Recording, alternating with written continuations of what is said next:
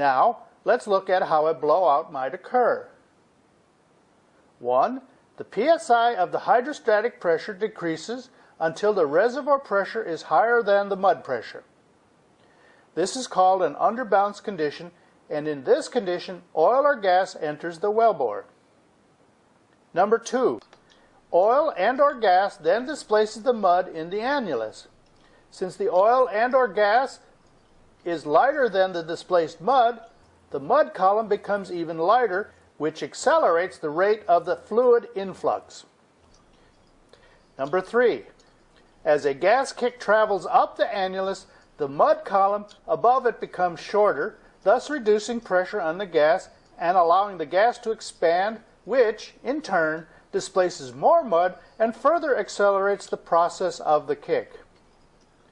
Number 4. The kick of oil and or gas reaches the surface and blows out through the rig floor. The blowout fluid can ignite, burning the crew and destroying the rig. Fortunately, with modern BOPs and careful monitoring by the driller and his crew, the above scenarios are rare. Every effort is made to anticipate the changing reservoir pressures and to design mud programs to handle these pressures. In development drilling, where local pressures are known, this is relatively easy, but in wildcat wells, where very little is known, this task is a lot more complicated. When drilling wells where pressures are not known, it is usually best to drill the non-permeable sections somewhat underbalanced and then to wade up in the permeable zones. Nevertheless, the crew must be on the lookout for subtle signs that a kick is developing. If a kick is detected early enough, the mud can be waded up and the kick can then be circulated out of the hole. If a kick develops too fast or appears to be gaining momentum, then it may be necessary to close the blowout preventer. When activated, the BOP, sitting just underneath the rig floor or on the ocean floor in an offshore rig, will close, sealing the well, preventing it from blowing out. If a blowout occurs, even with good technology and careful monitoring, the well must be capped. In extreme cases, experts must be brought in to cap the well. Let's review. There are 5 main systems of a modern rig. These systems are composed of the rotary system, which involves drilling and drill bits, the hoisting system that allows heavy loads to be lowered and raised into and out of the hole, the circulating system that controls the fluids or muds that are used to protect the drill bits, the drill string to clean the hole and to prevent blowouts, the prime movers which supply power to the rig, and the pressure control system which cuts off the flow of oil and gas to the surface in the case of an uncontrollable buildup of pressure. So far, we have mostly discussed the tools, components, and the functions found on a rig. It is now time to turn our attention to the men and women, the crew, who keep all of the many aspects of an operating oil well working, drilling for oil. The rig's operating crew are employees of the drilling contractor. They usually work from 8 to 12-hour shifts during the time the rig is operating, which is 24 hours a day, 7 days a week. The person in charge of the overall operation on a rig is the tool pusher. The driller is the hands-on operator of the rig. As the foreman of the drilling crew, he is the person who oversees the actual day-to-day drilling program and supervises the different procedures. Reporting directly to the driller is the derrick man. He monitors the upper area of the derrick that includes the crown and traveling blocks. When required, he is the person that stands on the monkey board for a bird's eye view. His job is to stack the pipe when tripping out of the hole. The rest of the drilling crew are called floor hands, or more commonly known as roughnecks. They perform various tasks that relate to checking and maintaining the equipment on the rig. Roustabouts perform general labor on and around the rig. Big rigs can also have specialists like motormen, mechanics, electricians, etc. they usually report to the tool pusher. In addition, there are people who operate as support personnel. They are on site but are not directly involved in the actual drilling. The company man represents the operating company that hired the drilling contractor. The drilling engineer, who is employed by the operating company, prepares the well plan and provides engineering input as needed during operations. The mud engineer monitors and controls the conditions of the mud.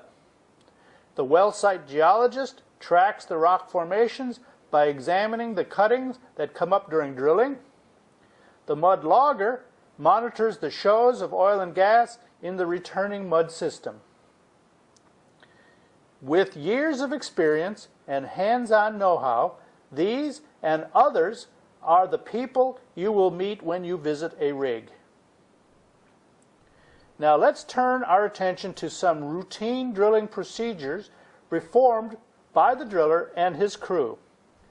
These include procedures known as drilling ahead, making a connection, and round tripping.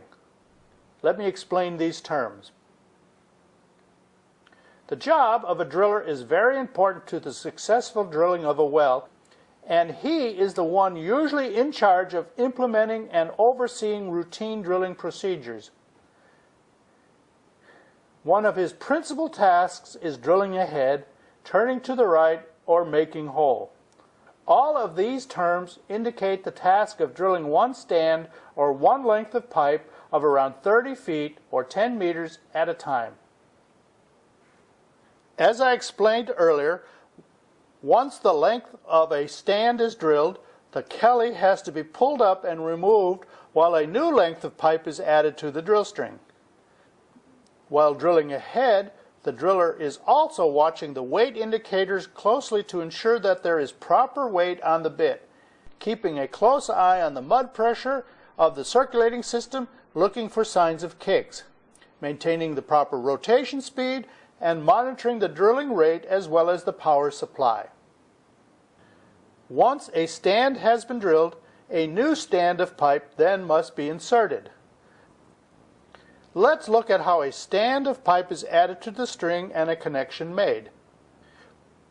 Once an additional 30 foot is drilled ahead, the driller stops the bit, raises the drill string off the bottom, and shuts down the mud pump. The drill string is raised in preparation for adding an additional stand of pipe. The Kelly assembly is then removed and placed in the rat hole. The next stand is pulled out of the mouse hole after this pipe is attached. The Kelly is reconnected and the drill string is lowered back into the wellbore and the rotating bit resumes its work. This is done over and over again until the rotary bit reaches the target. These are complicated tasks requiring teamwork and precision. Also, because during the time that the Kelly assembly is off the drill string, the chances of a blowout increase, so the team wants to complete this task both rapidly and accurately. Let me mention that when using a top drive, the entire stand, or about 90 feet, is drilled down before having to attach more pipe.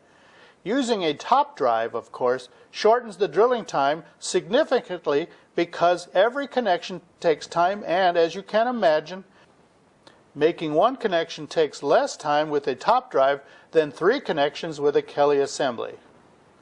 To add joints or make a connection, specific tools are used. These include slips, tongs, and elevators.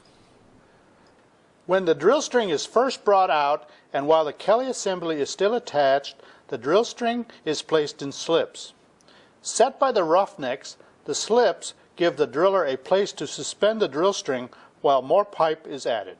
Meanwhile, the Kelly assembly, with its bushing, swivel, and rotary hose, is swung over to the mouse hole where it is connected to the new stand of pipe. With the tongs, the Kelly assembly is tightened to the stand. Then, the Kelly assembly and the new stand is then stabbed into the top of the drill string, and again the tongs are used to tighten the new stand into the drill string. The drill string is now lifted, the roughnecks remove the slips, The mud pumps are restarted and the bit is run back to the bottom of the hole, and as rotation is resumed, drilling begins anew. This process is repeated over and over for thousands of feet until the target is reached. These are the basic steps used in making a connection. Round tripping, or making a round trip, is the process where the drill string is pulled out to change the bit, add drill collars, add directional drilling equipment, etc. Round tripping, therefore, just describes the act of taking out and putting back the drill string for a variety of tasks. In round tripping, the Kelly assembly is removed and stored in the rat hole. A special piece of equipment called the elevator is connected to the hook and pipe is pulled out. The term tripping out is used if the drill string is pulled out for a different procedure, like when logging is being done.